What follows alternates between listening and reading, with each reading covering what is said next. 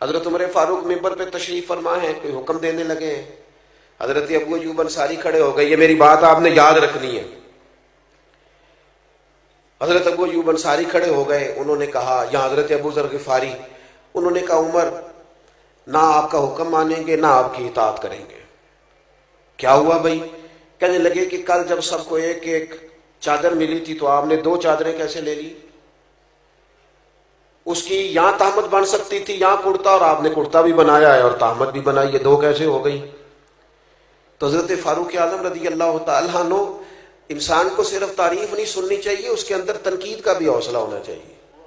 ہمارے اسلاف فرمایا کرتے تھے دشمنوں کی باتیں توجہ سے سنا کرو، وہ تمہیں نکھار دیتے ہیں، وہ ڈھونڈ ڈھونڈ کے وہ چیزیں لاتے ہیں جو تمہارے فائدے کی ہوتی ہیں۔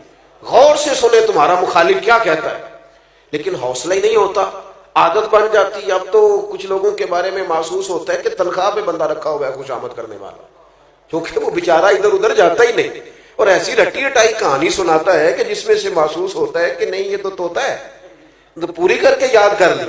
عزیز بھائی، تنقید کا حضرت عمر بڑے جلالی ہیں، لیکن وہ اپنی ذات کے لیے نہیں ہیں۔ پوری بات تسلی سے سنی اور بڑے حلم اور بردباری سے کہا میرا بیٹا جواب دے گا۔ حضرت عبداللہ ابن عمر یا آپ کے بیٹوں میں سے کوئی کھڑا ہوا اور انہوں نے کہا حضور آپ نے حکم دیا ہے تو میں عرض کرتا ہوں۔ کہنے لگے چونکہ مال غنیمت میں چادریں تقسیم ہوئی تھیں اور سب کو ایک ایک ملی تھی، تو ایک میرے والد کو ملی تھی تو ایک مجھے بھی تو ملی تھی نا، میں نے سیدنا عمر کو دے دی اور ان کا کرتا بھی بن گیا اور تہمت بھی بن گئی۔ اب جو سامنے بیٹھے تھے نا جنہوں نے اعتراض کیا تھا، انہیں دلیل مل گئی ہے، جواب مل گیا ہے۔ اب انہوں نے یہ نہیں کہا کہ نہیں نہیں صحیح بتائیں، نہیں میں گھر بھی جاؤں گا تلاشی بھی لوں گا، نہیں یہ نہیں کہا کہ میں اس پر حلف بھی لوں گا، دلیل مل گئی، قربان جائیں۔ یہ ہے بندہ مومن کی شان۔ فوری طور پہ دوبارہ حضرت ابو ذر غفاری اٹھے اور اٹھ کے کہنے لگے عمر اب آپ بات کریں، ہم آپ کا حکم بھی سنیں گے اور فرما برداری بھی کریں گے۔ چونکہ اختلاف رائے دلیل کی حد تک تھا، دلیل مل گئی اور ہمارا اختلاف ختم ہو گیا، بات ختم ہو گئی، طے ہو گئی۔ تو عزیز بھائی بیٹھ جائیں، اللہ آپ کو خوش رکھے۔ ایک کھلا رہی ہے تو پھر کٹھے بھی تھے آپ ہی کرنے پہنتے نے نا، اللہ آپ کو خوش رکھے، یہ کچھ ہے نا کام تو نہیں نا جی۔ ایک بات اور عرض کرنی ہے پھر اپنی بات کو ختم کرتا ہوں۔ جب ہم چاہیں گے نا کہ ہم سے اللہ کوئی کام لے لے تو پھر تھوڑا سا ہمیں دوسروں کے جذبات کا بھی خیال رکھنا پڑے گا۔ یہ ٹھیک ہے کہ بڑا آدمی دیر سے آتا ہے، لیکن بڑا آدمی کبھی یہ پسند نہیں کرتا کہ کوئی اس کے لیے بیچارہ منتظر بیٹھا رہے۔ یہ نہیں ہو سکتا کہ ہٹو بچوں کی داستانوں میں کئیوں کے دل ٹوٹ جائے۔ دوسروں کے جذبات کا خیال رکھنا، احساسات کا، ہمارے ہاں نا یہ مسئلہ بن گیا ہے کہ اپنی ذات سے معاملہ شروع ہوتا ہے، اپنی ذات پر ختم ہو جاتا ہے۔ ہمارے بزرگوں نے، ہمارے مشائخ نے احساس رکھا، احساس۔ میں اپنے حضرت کی بارگاہ میں بیٹھا تھا، ایک بزرگ آ گئے، اب وہاں 3-4 مفتیان کرام بیٹھے ہیں جنہوں نے اپنے فتاوی جات کی تصدیق لینی ہے، تو بابا جی آ گئے تو وہ اب سادی سادی باتیں، بیٹا بڑا تنگ کرتا ہے، ساری باتیں بہو کی مانتا ہے، شادی سے پہلے بڑا نیک تھا۔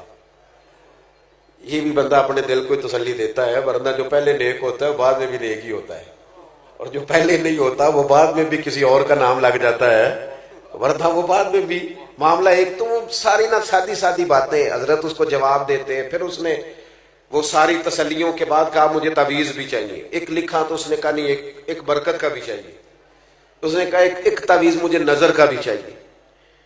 تو وہ تسلی لے کے وہ شخص اٹھ کے چلا گیا۔ ایک مفتی صاحب کہنے لگے حضور اس طرح کے بندے میرے حوالے کر دیا کریں۔ تو حضرت فرمانے لگے کیوں؟ اس بیچارے نے نا مجھ سے ہی مطمئن ہونا تھا، اور فرمانے لگے میں نے تسلی دے دی ہے، رات سکون سے سو جائے گا، بتاؤ نا میرا رب کتنا راضی ہوگا۔ یہ جو احساس ہے نا کسی کا، یہ جو احساس ہے، یہ جب طبیعت میں پیدا ہو جاتا ہے نا، جب اس کے اندر جب ذوق پیدا ہوتا ہے۔ میں جمعہ لیٹ نہیں کرتا، اس لیے کہ جب مجھے کوئی لیٹ کرے تو مجھے تکلیف ہوتی ہے، اس لیے میں بھی نہیں کسی کو لیٹ کرتا۔ میں کہتا ہوں جب میں لیٹ نہیں ہونا پسند کرتا تو کوئی بیچارہ کیوں لیٹ ہو۔ تھوڑا سا احساس، میں نے کہا تھا بات ختم کرنی ہے، آپ مصروف ہیں اس میں کوئی شک نہیں، لیکن گھر میں اماں ہے، اس کا دل کرتا ہے جب آپ جائیں تو وہ سارا دن کی باتیں آپ سے کریں. والد بیچارے بیمار ہیں، کئی دفعہ معذور ہیں، کسی جگہ بیٹھے ہیں، وہ منتظر ہیں، انہوں نے ساری بات آپ سے کرنی. آپ مفتی صاحب ہوں گے، علامہ صاحب ہوں گے، انجینئر ہوں گے، ڈاکٹر ہوں گے، پروفیسر ہوں گے، کچھ بھی ہوں گے، لیکن اس کے تو پتر آپ ہی ہیں نا. یہاں آپ کو تھوڑی دیر وقت گزارنا ہے. نہ سمجھ آئے تو پوچھ لو جناب ام ایمن سے کس طرح رسول کریم جا کر خبر گیری کرتے.